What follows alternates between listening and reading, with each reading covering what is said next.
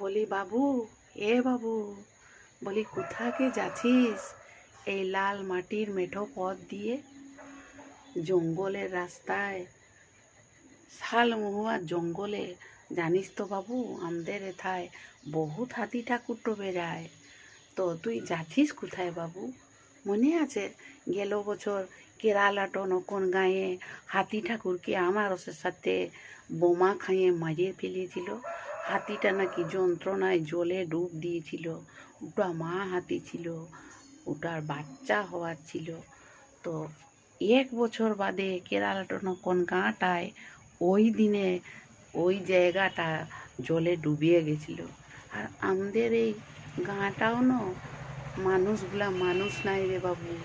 হাতি ঠাকুরটাকে মশাল জ্বালিয়ে মারিয়ে ফেলেছে।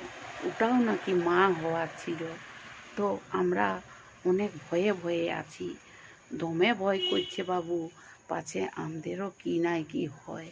তো তুই যাচ্ছিস বাবু, যদি হাতি ঠাকুরের দেখা মিলে তো তুই দূরে সরিয়ে হাতি ঠাকুরকে একটা গড় করবি আর বলবি যে আমাদের গাঁটা যেন বাঁচায় বাবু।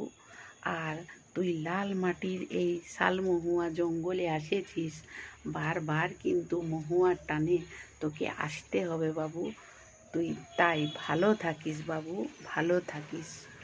নমস্কার বন্ধুরা, আমি আজ আমাদের আঞ্চলিক ভাষা দিয়ে কিছু কথা তোমাদের সাথে শেয়ার করলাম। বুঝতেই পারছো কি নিয়ে এটা শেয়ার করলাম। তো কেমন লাগলো বন্ধুরা অবশ্যই জানিও। আর তোমরা খুব খুব ভালো থেকো।